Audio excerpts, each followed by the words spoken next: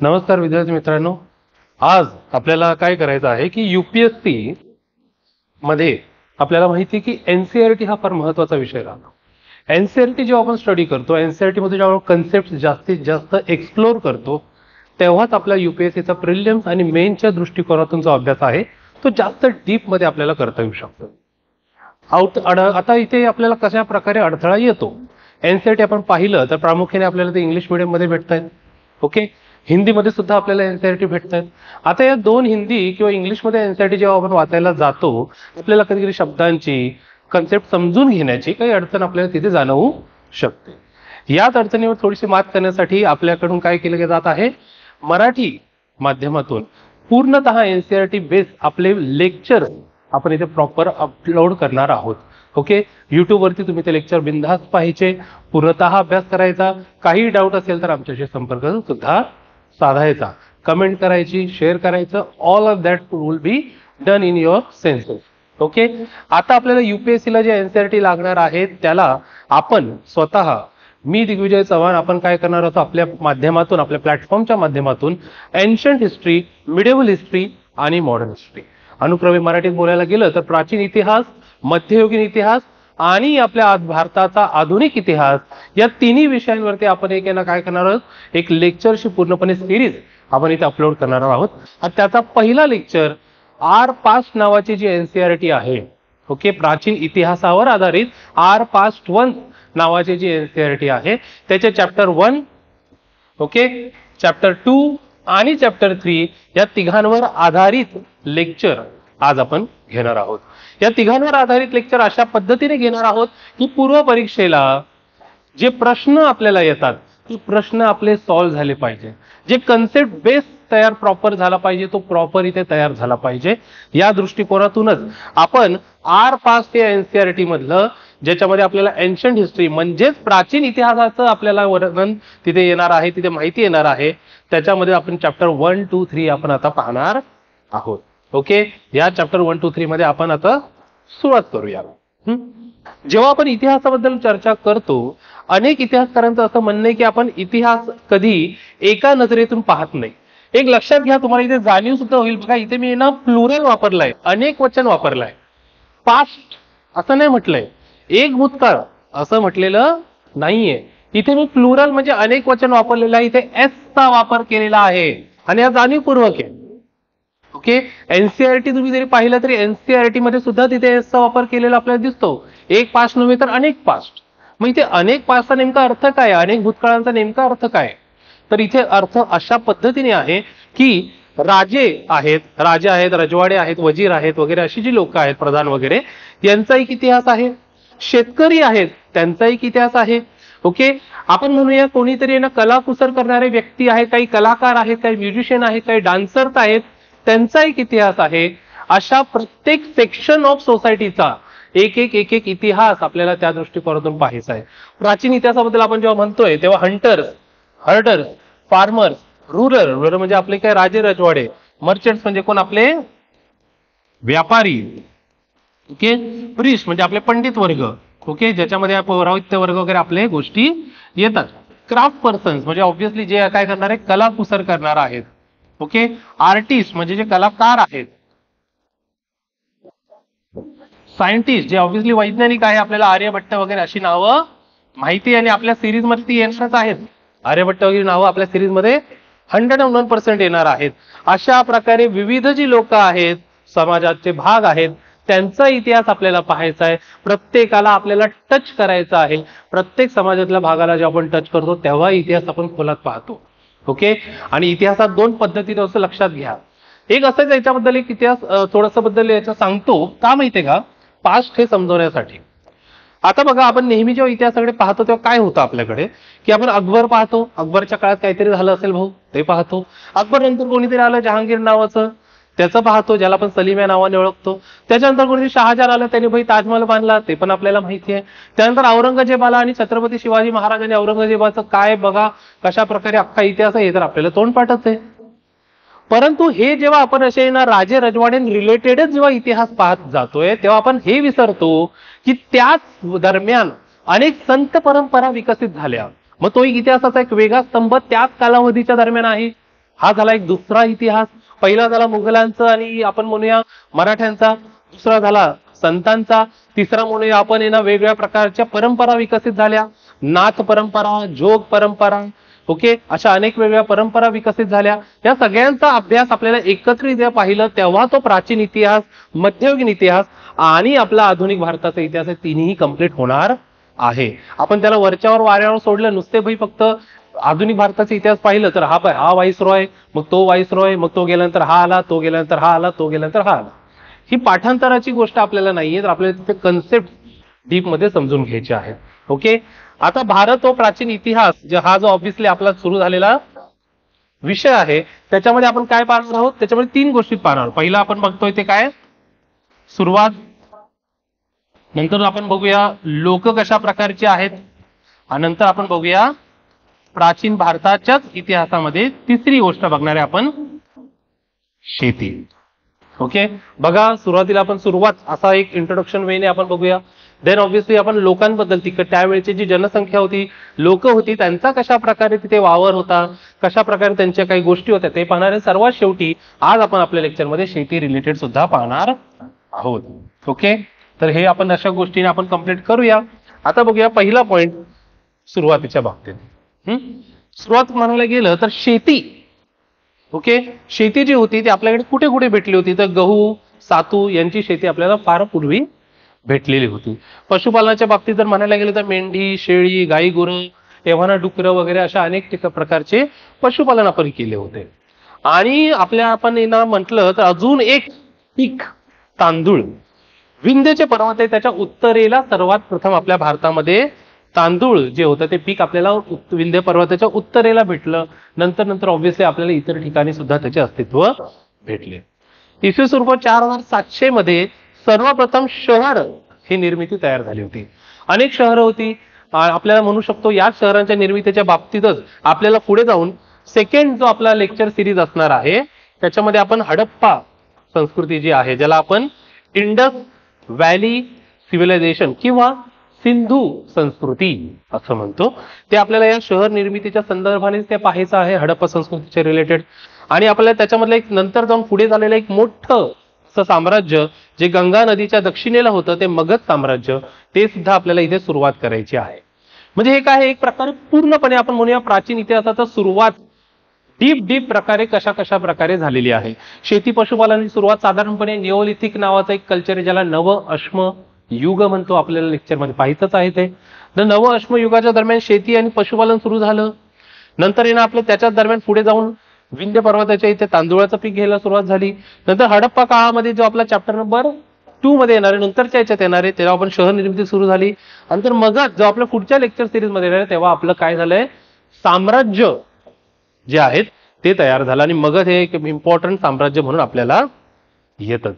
Okay, तर हे एक सुरुवातीचे टप्पे आहेत. शेती पशुपालनाची सुरुवात, ओके, त्याच्यानंतर आपण म्हणूया शहरांची सुरुवात, ओके, आणि ना त्याच्यानंतर आपण म्हणूया तिसरं साम्राज्याची सुरुवात. तर हे शेतीचं झालंय, हे शहरं झाली आहेत, आणि हे काय झालेलं आहे, ते आपण म्हणूया साम्राज्याच्या बाबतीत, तर साम्राज्य हे झालेलं आहे.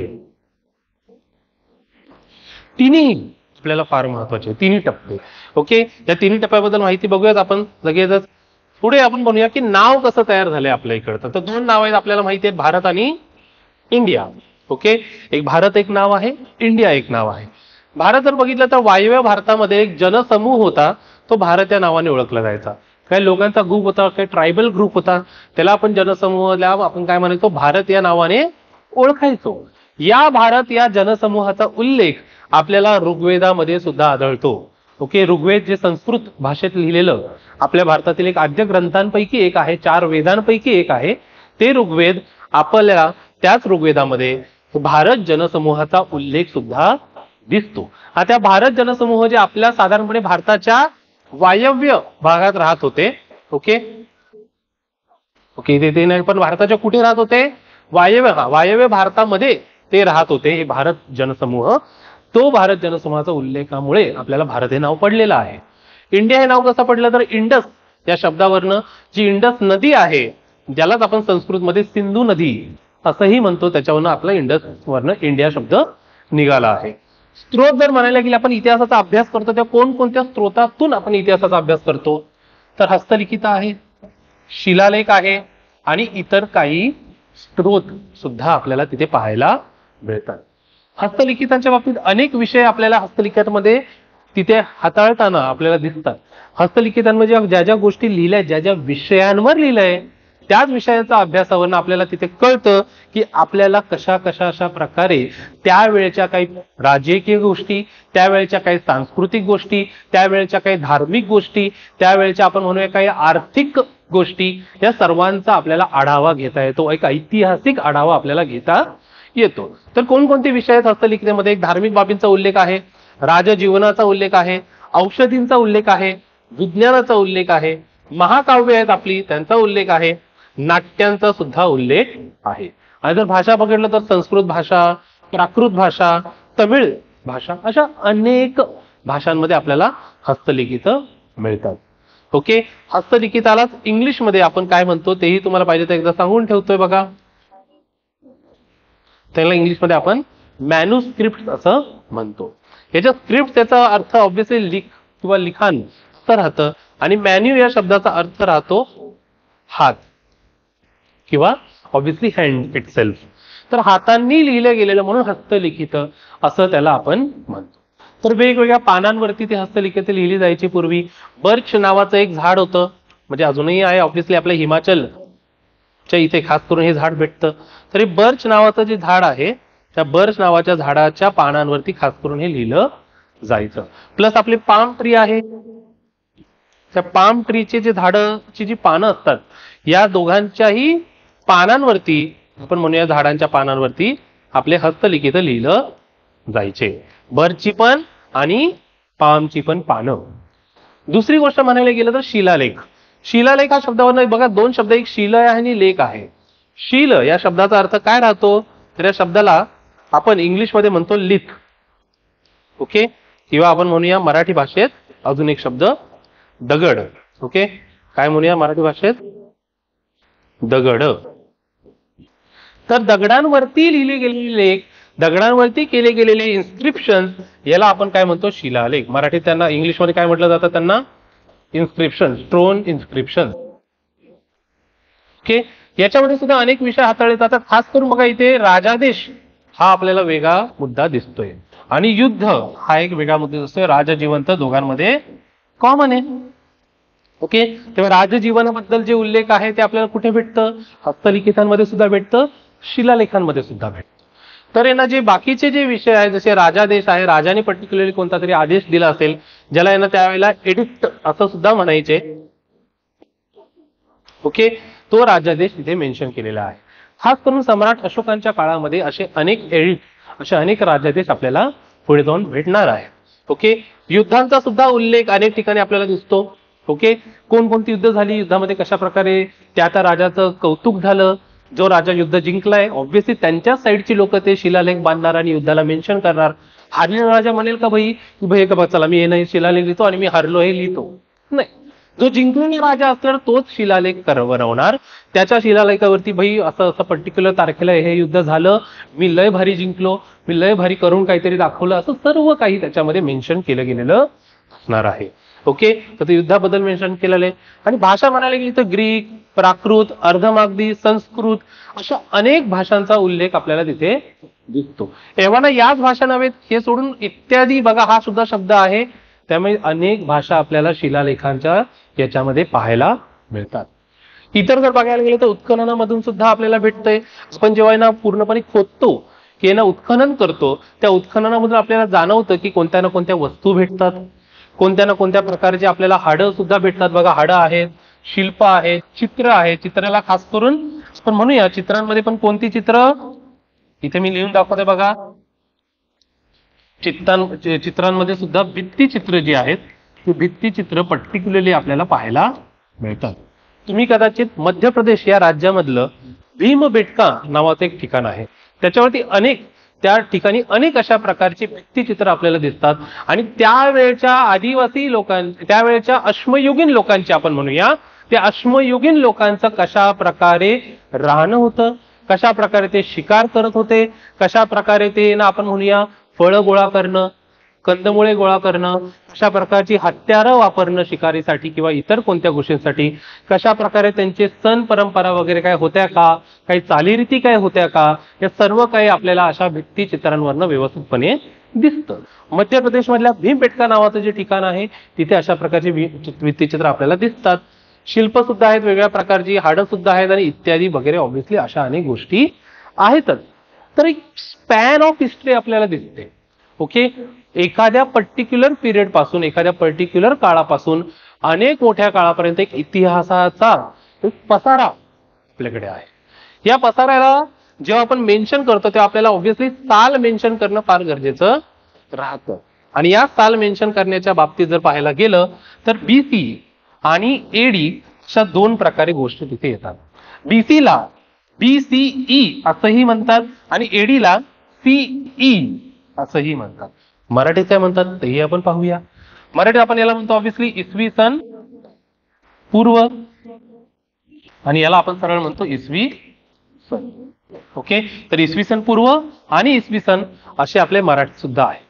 बघा, साधारणपणे 0च्या कालावधी दरम्यान तिथे आपण म्हणूया काय, त्याच्या अगोदर एक पिरियड सुरू झालेला आहे आणि त्याच्या नंतर एक पिरियड सुरू झाला. त्याच्या अगोदर झालं ते बिफोर क्राइस्ट, त्याला बिफोर कॉमन इरा हेही म्हणतात, ज्याला आपण थोडीशी सेक्युलर म्हणतोय, थोडंसं धर्मनिरपेक्ष पद्धतीने. म्हणजे भाई आम्ही क्राइस्टचाच उल्लेख का करू, तर धर्मनिरपेक्ष पद्धतीने जर तुम्हाला मेन्शन करायचं असेल तर तुम्ही इंग्लिशमध्ये BCE असं लिहू शकतात आणि ADच्या बाबतीत तुम्हाला लिहायचं असेल तर CE असं लिहू शकतात. बिफोर क्राइस्ट आणि एनो डॉमिने हे थोडंसं काय आहे, क्राइस्ट या शब्दाशी रिलेटिव्ह आहे. आणि बिफोर कॉमन इरा आणि कॉमन इरा हे थोडे काय आहे, सेक्युलर आहे.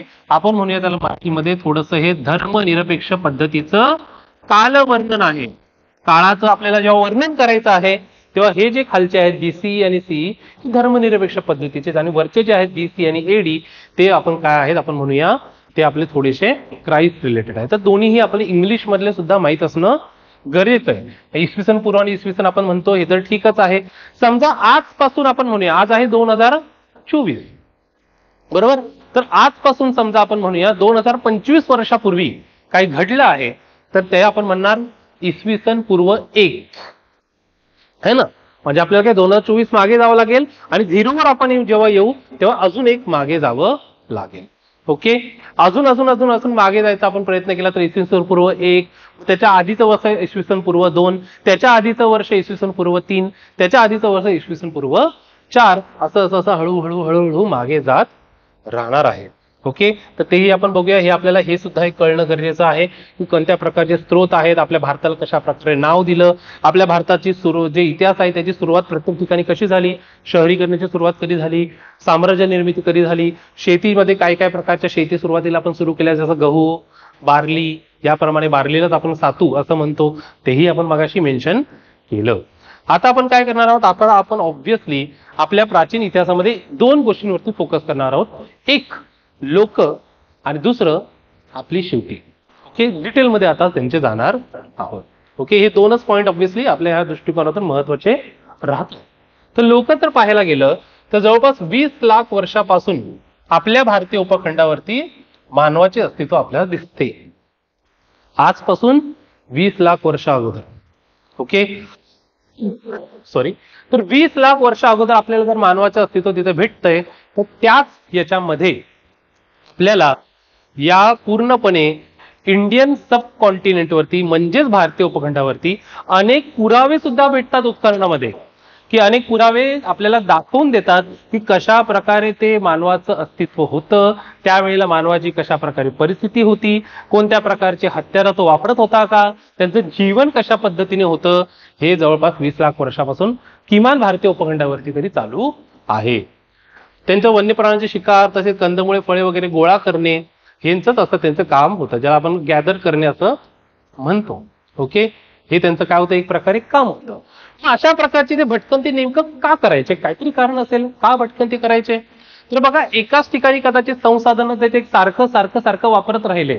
म्हणजे आज मी काय केलेलं आहे, आज मी एका ठिकाणी आलोय, ए नावाच्या ठिकाणी आलोय, इकडचं ए नावाच्या ठिकाणी मी सगळी फळं खाऊन टाकतोय, सगळी कंदमुळे खाऊन टाकतोय, तिकडे असणारे प्राणी सगळे खाऊन टाकतोय, काहीच राहत नाही. काही दिवसानंतर ऑब्व्हियसली तिथे संसाधनं संपण्याची दाट शक्यता निर्माण होऊ शकते आणि त्या कारणामुळे ते भटकंती करायचे. पहिलं कारण. दुसरं कारण आहे जे पशु असतात, ज्या पशूंसोबत ते प्रवास करायचे ते पशु सुद्धा काय करायचे, पुढे पुढे जायचे.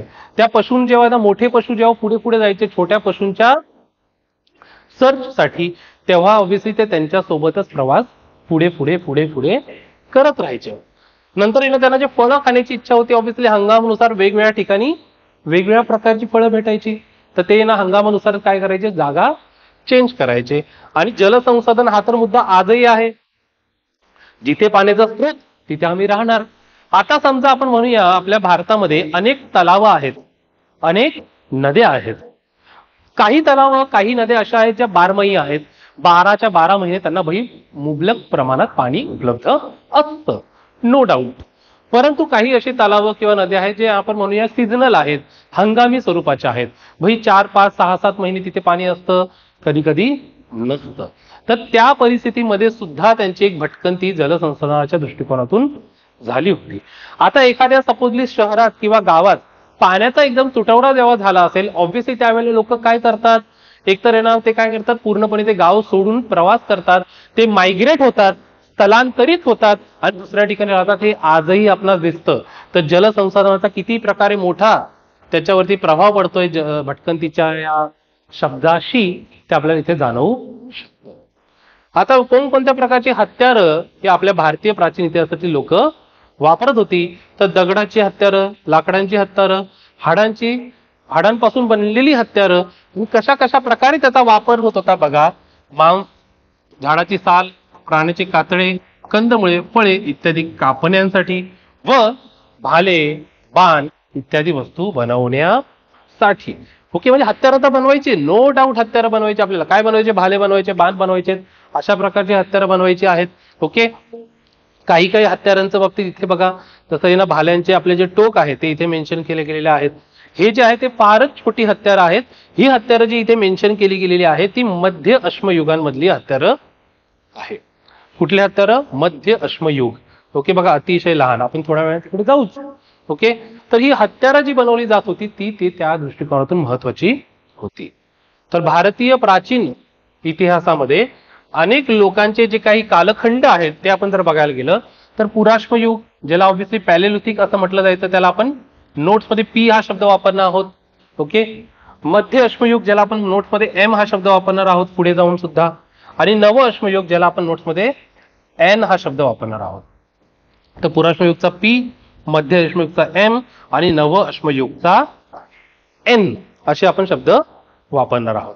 या बाबतीत जर म्हणायला गेलं तर पुराश्मयुग जवळपास आजच्या बघा same to same copy paste होतोय.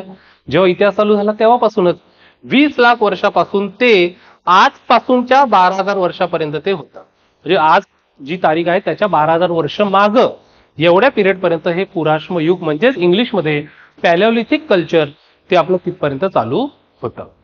तर मानवी इतिहासाचे जवळपास 99% जो कालखंड आहे तो हा पुराश्मयुगच सामावून घेत आहे. आणि याच काळामध्ये दगडी हत्यारांची एक प्रकारे आपण म्हणूया सुरुवात सुद्धा झाली.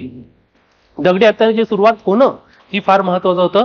म्हणून या पुराश्मयुगाला आपण ऐतिहासिक कालखंडामध्ये सर्वात पहिला असं आपण तिथे त्याला मानतो. नंतर झालं मध्य अश्मयुगाची सुरुवात. मध्य अश्मयुग बघा येथे जेव्हा संपलं तेव्हापासूनच चालू झालंय. 12,000 पासून, आजपासून 12,000 वर्षाला ते सुरू झालं आणि आजपासून 10,000 वर्ष माग तेव्हा ते संपलं. ओके, म्हणजे जवळपास 2,000 वर्ष चालू होता हा कालखंड. या काळामध्ये अतिशय लहान अशी दगडी हत्यारं आपण बघूया. बघा यांची साईज पण बघा सेंटीमीटर मध्ये दिली आहे. म्हणजे हे जे आहे ना, आता ही खालची लाईन दाखवतोय मी, 5 सेंटीमीटरची लाईन आहे. ओके, तर ही 5 सेंटीमीटरची लाईन जर असं तुम्ही पकडलं तर बघा तर ऑब्व्हियसली 2-3 सेंटीमीटरचे सगळे हत्यारं आहेत. ही जर 5 सेंटीमीटरची लाईन पकडली तर सगळे 2-3 सेंटीमीटरचे हत्यारं आहेत. लहान लहान हत्यारं आहेत, फारच छोटे छोटे हत्यारं आहेत. तर एवढी अशी अतिशय लहान दगडी हत्यारं ज्याला त्यावेळेला मायक्रोलिथ असं म्हटलं जायचं. ओके, मायक्रो या शब्दाचा अर्थ सूक्ष्म हा आपल्याला माहितीये किंवा अतिशय लहान असं आपल्याला माहितीये. पण लिथ हा शब्दाचा अर्थ काय असतो ते पण एकदा माहित असू दे. आपण मराठीतूनच अभ्यास करणार आहोत.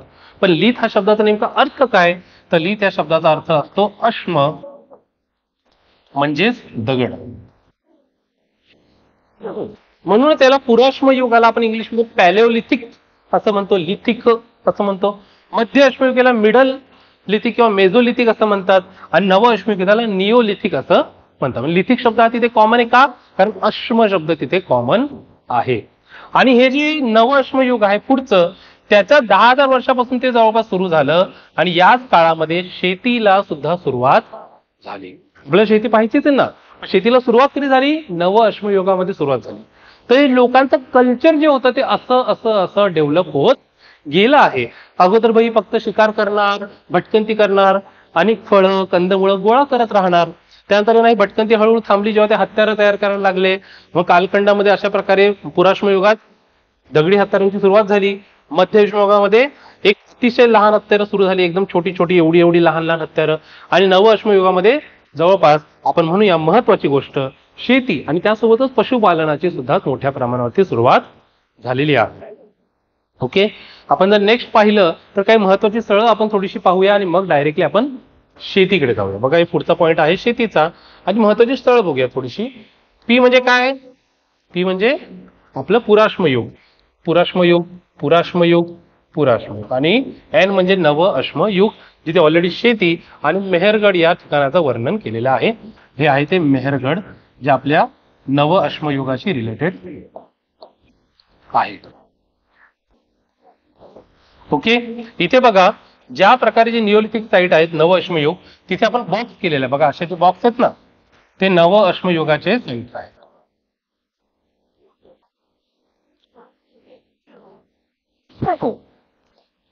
ओके, तर जे बॉक्स असे जे केलेले आहेत, जे स्क्वेअर असे केलेले आहेत ते नव अश्मयुगाच्या साईट्स आपल्या असणार आहेत. ओके, त्यासोबत जे आपले पॅलोलिथिक आहे म्हणजे आपण पुराश्मयुग जे आहेत ते कसे मेन्शन केले गेलेले आहेत. पुराश्मयुग असे त्रिकोण केलेले आहे, भीमबेटका, त्याच्यानंतर आपण म्हणूया इथे कुर्नूल आहे. ओके, तर अशा ते साईट्स मेन्शन केल्या गेलेल्या आहेत. ओके, आपण काय लिहिलंय? हे जे कुर्नूल आहे, हे जे कुर्नूल आहे, कुर्नूलच्या केव्ज आहेत. केव्ज म्हणजे काय? लेणी आहेत. ओके, गुंफा आहेत. तर तिथे आपल्याला राख भेटली आहे, राख साठवून ठेवली होती अशा प्रकारे भेटलेली आहे. ओके, किंवा ती दबून साठवली गेलेली होती. तर काय होतं त्या राखीमधून? काय आपण प्रेडिक्ट करू शकतो, काय अंदाज लावू शकतो? आगीचा वापर या पुराश्म युगामध्ये होत होता. ओके, आगीचा वापर होत होता पुराश्म युगामध्ये. कुर्नूलमध्ये आपल्याला त्या हिशोबाने राख सापडलेली आहे. बघा आपल्याला जे उत्खननामध्ये अनेक वस्तू भेटत जातात त्या वस्तूंवरनच आपण अंदाज लावतो की कधी ना कधी अशा प्रकारे आपले जे अश्मयुगातील जे काही आपले पूर्वज होते, जे काही मानव संस्कृती होती, त्यांचा विकास कसा होत गेला, त्यांचं कल्चर कसं डेव्हलप होत गेलं, काही काही गोष्टी होत्या जे ते हळूहळू शिकत गेले आणि त्यांचा आपल्याला उल्लेख सुद्धा तिथे भेटतो. भीमबेटका नावाचं ठिकाणी तिथे भित्तिचित्र भेटली होती. बघा हे भीमबेटका नावाचं ठिकाण, इथे काय भेटलेली भित्तिचित्र आजच्या मध्य प्रदेश या राज्यामध्ये ते आहे. पाटणे महाराष्ट्र जे आपल्या जळगाव नावाचा एक जिल्हा आहे आपल्या इथे, त्या जळगाव जिल्हा आणि नाशिक जिल्ह्याच्या बॉर्डरवरती हा पाटणे महाराष्ट्र नावाचं ठिकाण आपल्याला भेटतंय. तिथे आपल्याला शहामृगाची अंडी भेटली होती. ओके, तिथे शहामृगाची अंडी भेटली होती, तर ते पण आपल्याला कळून गेलं की तिथे त्या प्रकारे आहे. हुनगसी नावाचं इथे ठिकाण बघा कर्नाटकाच्या इथं, तिथे आपल्याला चुनखडीची हत्यारं भेटली होती.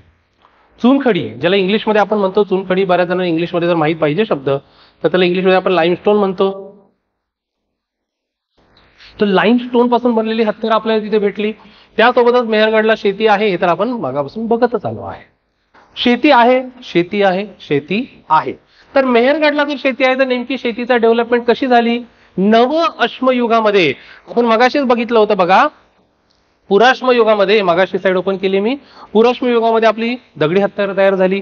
मध्य अश्मयुगामध्ये अतिशय लहान दगडी हत्यारे विकसित करण्याचं कौशल्य आपल्या इथे मानव संस्कृतीला प्राप्त झालं आणि नव अश्मयुगामध्ये शेतीला सुरुवात झाली आहे. तर या शेतीला जी सुरुवात झाली तेच आपण बघूया. तर शेतीला जेव्हा सुरुवात झालेली आहे, पहिल्यांदा काय केलं? माणसाने कुठेतरी थांबण्याचा प्रयत्न केला. त्याने पाळीव प्राणी पाळले.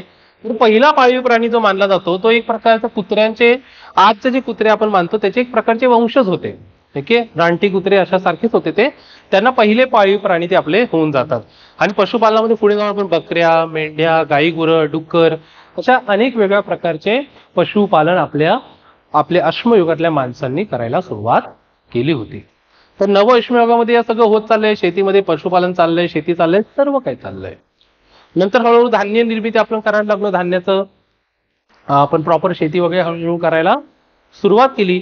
या शेतीच्या दरम्यान मध्येच आपल्याला नंतर पुढे जाऊन वैदिक काळामध्ये जेव्हा ऋग्वेद वगैरे सगळे तयार झाले, त्या वैदिक काळाच्याच पुढच्या काळामध्ये आपल्याला नांगर वगैरे सुरू झालेला आहे. नांगर वगैरे फार पूर्वी नंतर आहे, नंतरच्या चॅप्टर्स मध्ये आहे, नंतरच्या काळामध्ये आहे. पण ते मी सांगतोय की नांगर कधी सुरुवात झाली आपण म्हणू शकतो, नांगराची जी निर्मिती आहे ते आपल्याला पोस्ट वैदिक पिरियड मध्ये आपल्याला भेटणार आहे. वैदिक काळाच्या थोड्याशा पुढच्या काळामध्ये आपल्याला भेटणार आहे. धान्याचा त्यावेळेला वापर 4 प्रकारे होत होता. एक बियाणं म्हणून, एक अन्न म्हणून, एक साठा करून, साठा केला जातो जे श्रीमंतीचं लक्षण नंतर पुढे मानलं गेलं, आणि भेट म्हणून सुद्धा. हे बघा, भेट म्हणून सुद्धा as a commodity, as a वस्तू म्हणून धान्यांचा वापर होत होता. चला, बियाणाचं ठीक आहे, आजही होतो. अन्न म्हणून ठीक आहे, ऑब्व्हियसली आजही होतो. साठा केला जातो, ओके, पण प्रत्येक घरी अशा प्रकारे साठा केला जाऊ शकतो. त्यावेळेला नवीन निर्मिती काय झाली अजून, तर मातीचे भांडे तयार झाले. कारण ऑब्व्हियसली साठा करायचं मातीचे भांडे लागणार. जर आपल्याला घरी राहायचंय तर घर लागणार, मातीचे भांडे लागणार, सर्व काही गोष्टी लागणार. त्यासोबत टोपली तयार झाली आणि खणलेले खड्डे तयार झाले. आपण खणलेले असे खड्डे होते ज्याचा वापर अनेक गोष्टीसाठी करायचे. काही लोक त्या खणलेल्या खड्ड्यांमध्ये काय करायचे, धान्य पण साठवायचे. नंतर पुढे जाऊन आपल्याला अनेक वेगळ्या चालीरीती दिसल्या जातात. दफन पद्धती सुद्धा पुढे जाऊन दिसलेली आहे. तर लोक, हा 6वा पॉइंट बघा महत्वाचा आहे, लोक काय झालेली आहेत, स्थिरावली आहेत. आता ते प्रवास करत नाही, आता ते भटकत नाही.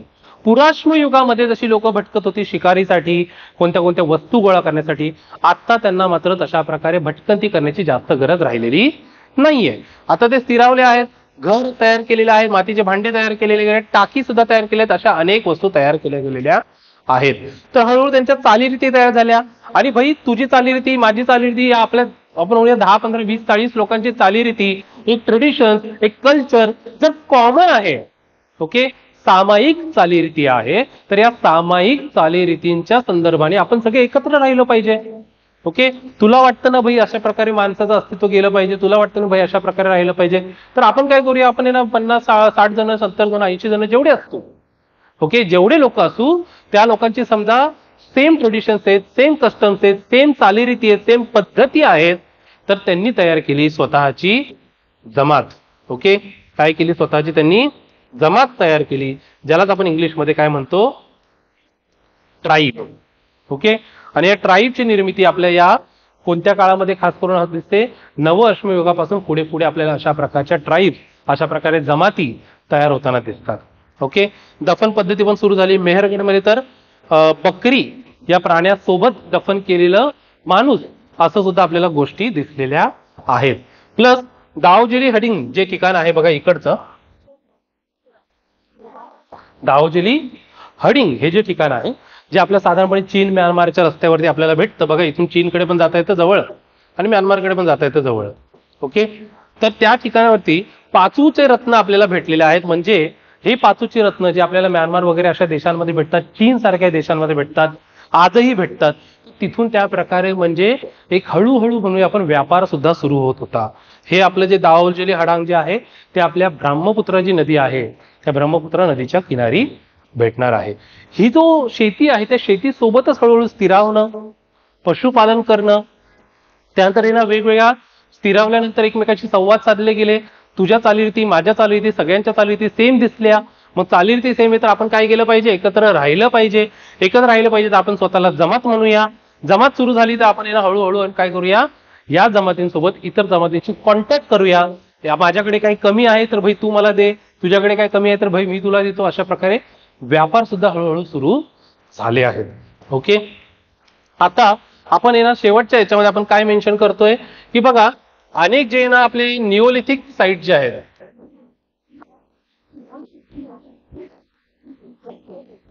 निओलिथिक साइट म्हणजे नव अश्म युगातील काही स्थळ, ओके, काही ठिकाणं, त्यांची आपण इथे नावं बघूया काय आहे, कशा प्रकारे आहेत आणि काय दिसतंय तिथे. मेहरगड नावाचं ठिकाण जे आजच्या पाकिस्तानामध्ये येतं, तिथे गहू, सातू, तिथे शीप, गोट आणि कॅटल अशा प्रकारे आपल्याला तिथे मिळतं. शीप म्हणजे ऑब्व्हियसली मेंढी, बकरी आणि गाई गुरं. त्यानंतर आपल्या कोल्डिवा जे आजच्या उत्तर प्रदेशमध्ये आहे तिथे तांदूळ, त्यानंतर फ्रॅगमेंटरी अॅनिमल बोन्स म्हणजे आपल्या पशु जे आहेत त्यांचे काही हाडं आपल्याला भेटली आहे. महाग्रा नावाचं ठिकाण जे उत्तर प्रदेशमध्ये ते आजच्या, तिथे सुद्धा राईस आणि कॅटल आपल्याला भेटलेलं आहे. त्याच्या क्ले सरफेसवरती हुकचे मार्क्स सुद्धा आपल्याला भेटतात. ओके, गुफरकल नावाचं ठिकाण आहे आजच्या काश्मीर मधलं. बुर्जहम नावाच्या ठिकाणी आजच्या काश्मीर मधलं, हे दोन्ही काश्मीर मधले ठिकाण आहेत आजच्या. ओके, तिथे आपल्याला वीट म्हणजे गहू आणि लेंटिल म्हणजे आपल्याला इतर सगळे जे शेंगा वगैरे फळं आहेत तसं दिसलेली आहेत. वीट, लेंटिल, डॉग, कॅटल, शीप, गोट, बफेलो म्हणजे वेगवेगळ्या प्रकारे आपल्याला पशु सुद्धा भेटतात. बफेलो म्हणजे ऑब्व्हियसली म्हश वगैरे अशा सगळेच प्राणी आपल्याला भेटत आहेत. चिरण नावाचं ठिकाणी कुठे, बिहारच्या इथे, जिथे आपल्याला गहू, त्यानंतर हिरवा वाटाणा, बार्ली म्हणजे आपलं सातू, त्यानंतर बफेलो आणि ऑक्स म्हणजे बैल वगैरे अशा सगळ्या गोष्टी आपल्याला भेटलेल्या आहेत. तर सगळ्या गोष्टी तशा मेन्शन केलेल्या आहेत. हे फक्त काय आहेत आपले फॅक्ट, हे आपण नॉर्मली वाचू. काय लिहिलंय बघा, these are just some of the sites from which grain and bones have been found. हे अशा प्रकारची काही ठिकाणं आहेत. हल्लूरचे आंध्र प्रदेशवालं ठिकाण, पय्यमपालीचं आंध्र प्रदेशवालं ठिकाण, ज्याच्यामध्ये आपल्याला धान्य आणि हाडं आणि इतर काही गोष्टी ज्या आहेत त्या आपल्याला तिथे मिळालेल्या आहेत. ओके, या सगळ्या फॅक्ट्स आपल्याला ऑब्व्हियसली रीड करायचं आहे, जे आपल्याला युपीएससी प्रिलिम्स मध्ये आपल्याला कामाला येणार आहे. ओके, युपीएससी प्रिलिम मध्ये कामाला येणार आहे. आता काय काय झालं आपलं एक थोडंसं रिवाइज करूया आजच्या याच्यातलं आपण.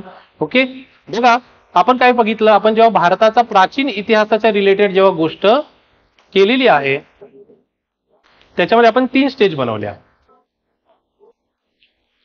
एक आपण बघितलं की साधारणपणे ओव्हरऑल प्राचीन इतिहासामध्ये कोणकोणत्या गोष्टींची सुरुवात कधी कधी झाली. नंतर साधारणपणे एक लोक होतं, लोकांचं जीवन जे होतं ते कशा प्रकारे व्यतीत झालेलं आहे, आणि खास करून सुरुवातीच्या या काळामध्ये शेती ही संकल्पना कशा प्रकारे विकसित झाली.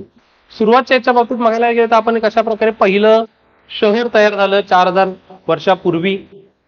त्यानंतर कशा प्रकारे एक साम्राज्य जे आपण म्हणूया मगध साम्राज्य, ज्याच्या पुढे जाऊन मौर्य साम्राज्य झालं, ते कसं विकसित झालं, सम्राट अशोकांचं मौर्य साम्राज्य.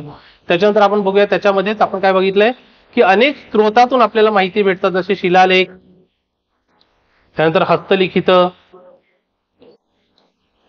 यांच्यातून आपल्याला काय भेटते, माहिती भेटते. लोकांच्या बाबतीत आपण 3 बघितले, एक पुराश्मयुग, त्यानंतर मध्य अश्मयुग आणि नवाश्मयुग. पुराश्मयुग, मध्य अश्मयुग आणि नवाश्मयुग. याच्यामध्ये पुराश्मयुगामध्ये आपल्याला हत्यारं तयार होताना दिसतात, मध्य अश्मयुगामध्ये मायक्रो हत्यारं तयार होताना दिसतात, एकदम लहान सूक्ष्म, आणि नवाश्मयुगामध्ये सर्वात महत्वाचं शेतीच आपल्याला दिसत आहे. आणि या शेती बाबतीत सुद्धा आपण बघितलं असे अनेक ठिकाणं जे आहेत जिथे वेगवेगळ्या प्रकारचे शेती केली जात होती, जिथे इथे पूर्णपणे मेन्शन केलेले आहेत. त्या निओलिथिक साइट्सच आहे, नवअश्मयुगीन गोष्टी आहेत. या सर्व गोष्टी ज्या आहेत तेच आपल्याला सुरुवात करून देतात की कशा कशा प्रकारे आपल्या आर पास्ट जे एनसीईआरटी आहे त्या आर पास्ट एनसीईआरटी मध्ये जो प्राचीन इतिहासाचा कालखंड आहे त्याचे चॅप्टर 1, चॅप्टर 2 आणि चॅप्टर 3 या तिन्ही चॅप्टर्स मध्ये युपीएससी प्रिलिम्स या दृष्टिकोनातून जे जे काही महत्वाचं आहे, ओके, प्लस आपल्या आर्ट अँड कल्चरच्या दृष्टिकोनातून सुद्धा जे काही फॅक्ट्स मे बी महत्वाचे असू शकतात ते सर्वच्या सर्व फॅक्ट्स, सर्वच्या सर्व अनालिटिकल पॉइंट्स आपण याच्यात मेन्शन केले गेलेले आहेत. याच्या संदर्भाने आपण पुढे जाऊन आपल्या नेक्स्ट चॅप्टर मध्ये IVC म्हणजे इंडस व्हॅली सिव्हिलायझेशन म्हणजे हडप्पाकालीन संस्कृती यांचा अभ्यास करणार आहोत. हडप्पाकालीन संस्कृतीमध्येच आपण बऱ्याचशा गोष्टी पुढे बघणार आहे की कशा कशा प्रकारे पुराश्मयुग, मध्य अश्मयुग आणि नवअश्मयुग याच्या पुढे जाऊन कशा कशा प्रकारे अजून डेव्हलपमेंट झाली आपल्या मानवी संस्कृतीची ते आपण त्याच्यात पाहणार आहोत. आणि त्याच्यानंतरच आपण पूर्णपणे जो ओव्हरऑल जेव्हा आपण प्राचीन इतिहास आपला संपून जाईल तेव्हा एक रिव्हिजन लेक्चर आपण त्याच्यावरती करूया. नंतर जाऊया मध्ययुगीन इतिहासाकडे आणि नंतर जाऊया आपल्या सर्वात फेमस ज्याच्यावरती मॅक्झिमम प्रश्न येतात सुद्धा ते आहेत आपलं आधुनिक भारताच्या इतिहासामध्ये. ओके, अजून कोणकोणते रेफरन्स बुक्स वगैरे आपण याच्यासोबतही वाचले पाहिजेत. जसं आपण आर पास एनसीईआरटी करतोय त्यासोबतच RS शर्मा नावाचं रेफरन्स बुक आहे, त्याचे सुद्धा लेक्चर सिरीज आपल्याकडे आहे. ते लेक्चर सिरीज आपण ऑफलाईन आणि ऑनलाईन दोन्ही माध्यमातून कव्हर करतो आपल्या बॅचेसमध्ये. ओके, तर आपल्या बॅचेसमध्ये आपण ते कव्हर करतो. त्यासाठी ऑब्व्हियसली कॉन्टॅक्ट तुम्ही आपल्याशी एकदा करून घ्या, विथ कमेंट आपण कॉन्टॅक्ट करू शकतात. और आपले जे नंबर आहेत ऑफिशियल त्याच्यावरही कॉन्टॅक्ट करू शकतात. तर RS शर्माची जी लेक्चर सिरीज आहे ती सेपरेट लेक्चर सिरीज आहे. ओके, ती जास्त डिटेलमध्ये अजून असणारी ती लेक्चर सिरीज आहेत आणि ही आहे एनसीईआरटी बेस्ड लेक्चर सिरीज, ज्याचा आज आपण काय केलेला आहे, पहिला, दुसरा आणि तिसरा चॅप्टर इथे संपवलेला आहे. ऑब्व्हियसली इथेच आपण थांबूया. आपण पुढचे जे चॅप्टर्स आहेत हडप्पाकालीन संस्कृती वगैरे वगैरे तिथून आपण पुढच्या लेक्चरला सुरुवात करूया नंतर.